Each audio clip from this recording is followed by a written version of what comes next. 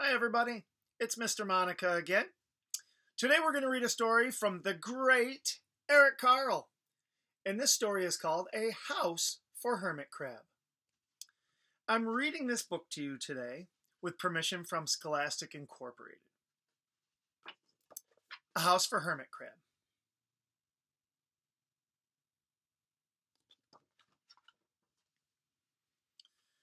Time to move, said Hermit Crab one day in January. I've grown too big for this little shell. He had felt safe and snug in his shell, but now it was too snug. Hermit Crab stepped out of the shell and onto the floor of the ocean. But it was frightening out in the open sea without a shell to hide in. What if a big fish comes along and attacks me, he thought. I must find a new house soon.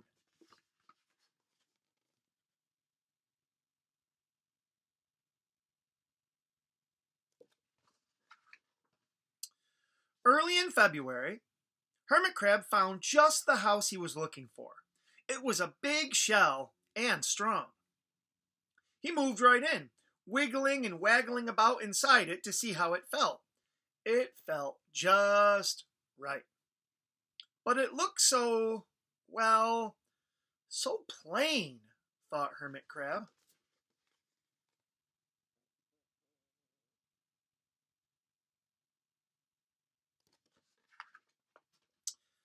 In March, Hermit Crab met some sea anemones. They swayed gently back and forth in the water. How beautiful you are, said Hermit Crab. Would one of you be willing to come and live on my house?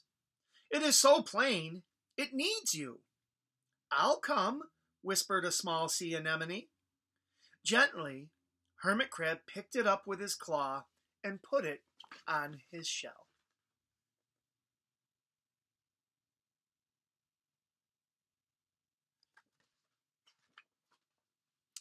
In April, Hermit Crab passed a flock of starfish moving slowly along the seafloor.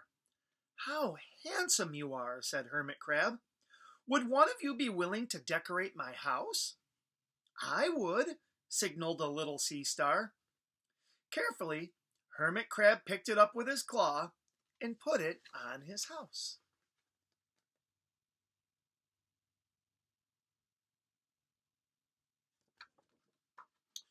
So let's see, we started in January, then we went to February, March, we just read April. I wonder what's coming next. Do you think so? Let's see. In May, Hermit Crab discovered some coral. They were hard and didn't move. How pretty you are, said Hermit Crab.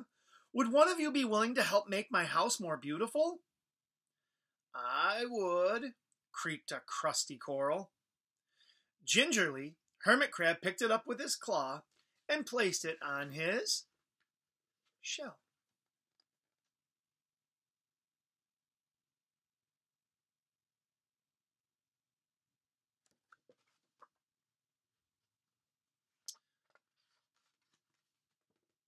In June, Hermit Crab came to a group of snails crawling over a rock on the ocean floor. They grazed as they went, picking up algae and bits of debris, and leaving a neat path behind them. How tidy and hard-working you are, said Hermit Crab. Would one of you be willing to come and help clean my house? I would, offered one of the snails. Happily, Hermit Crab picked it up with his claw and placed it on his shell.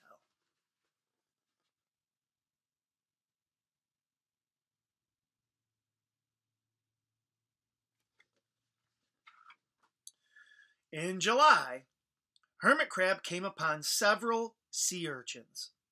They had sharp, prickly needles. How fierce you look, said Hermit Crab. Would one of you be willing to protect my house?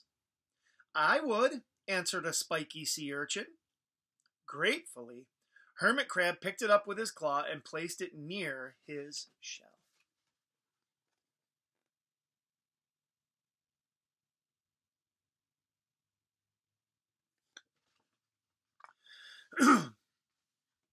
In August, Hermit Crab and his friends wandered into a forest of seaweed.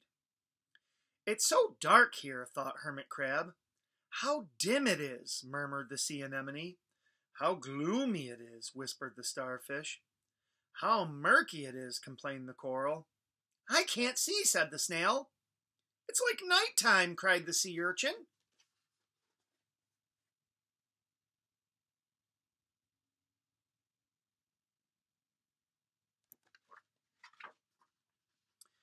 In September, Hermit Crab spotted a school of lanternfish darting through the dark water. "How bright you are," said Hermit Crab. "Would one of you be willing to light up our house?" "I would," replied one lanternfish, and it swam over near the shell.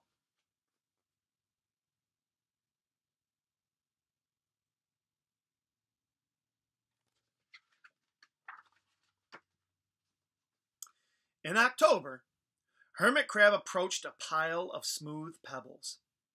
"How sturdy you are," said Hermit Crab. "Would you mind if I rearranged you?" "Not at all," answered the pebbles. Hermit Crab picked them up one by one with his claw and built a wall around his shell. "Now my house is perfect," cheered Hermit Crab.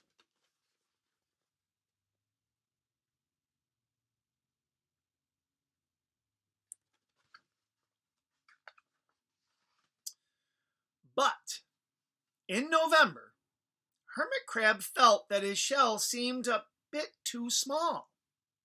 Little by little, over the year, Hermit Crab had grown. Soon he would have to find another, bigger home. But he had come to love his friends, the sea anemone, the starfish, the coral, the sea urchin, the snail, the lanternfish, and even the smooth pebbles. "They have been so good to me," thought Hermit Crab. "They are like a family. How can I ever leave them?"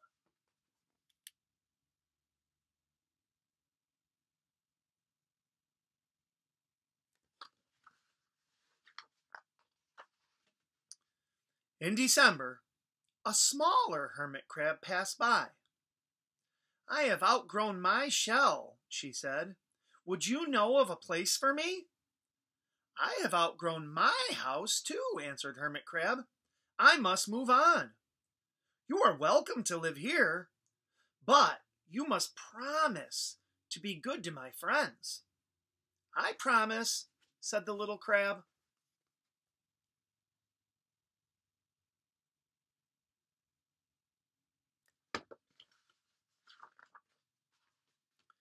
The following January, Hermit Crab stepped out and the little crab moved in.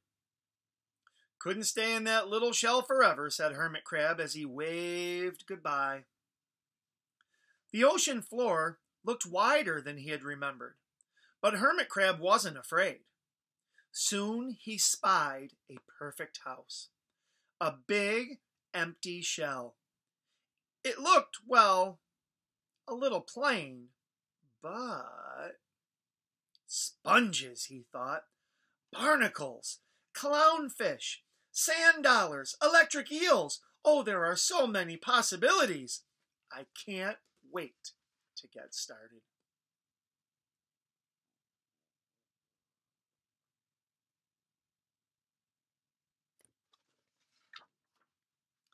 The My friends, I hope you enjoyed today's story.